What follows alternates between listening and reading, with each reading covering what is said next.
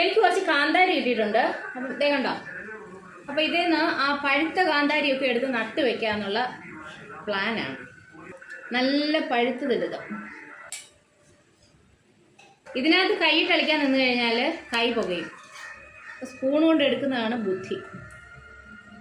ഒരുപാട് പഴുത്തതുണ്ട് കേട്ടോ. അങ്ങനെ ഇതേ ഇത്രയും പഴുത്ത കാന്താരിയാണ് ഞാൻ അതിൽ നിന്ന് എടുത്തത്. ഇനി ബാക്കി വന്ന കാന്താരി എന്തിനാണെന്നോ, ഇതങ്ങ് ഉപ്പിലിട്ട് വയ്ക്കും. അപ്പോൾ ഈ ബാക്കി വന്ന ഈ കാന്താരി ഇത് ഞാൻ ഈ ടിന്നിലിട്ട് വയ്ക്കാൻ പോവാം. ചില്ലുകുപ്പിയാണ് വേണ്ടത്, പക്ഷെ എൻ്റെ ഇല്ല. അതുകൊണ്ട് പ്ലാസ്റ്റിക് എടുത്തേക്കുക.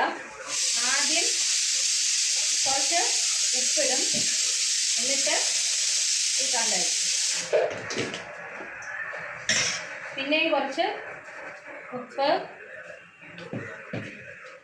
ശകലം വിനാഗിരി, അഴുത്തിട്ടിട്ട് വീണ്ടും കുറച്ച്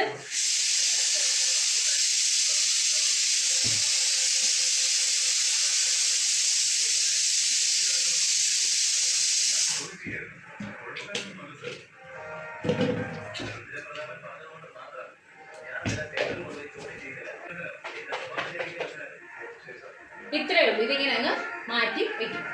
കാന്താരിയുടെ ഗുണങ്ങൾ ഞാൻ പറയാതെ തന്നെ നിങ്ങൾക്ക് അറിയാമല്ലോ.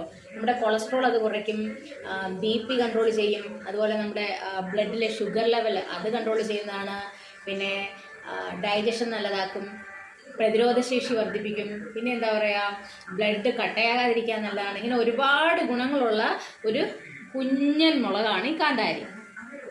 പക്ഷേ ഇത്രയും ഗുണങ്ങളുണ്ട് എന്ന് വെച്ച് ഓവറായിട്ട് കഴിക്കുന്നത് അത്ര നല്ല ശീലമല്ല. പക്ഷെ ഞാനിതിന് അഡിക്റ്റാണ് കേട്ടോ. ഞാനിത് ഇഷ്ടം പോലെ കഴിക്കും.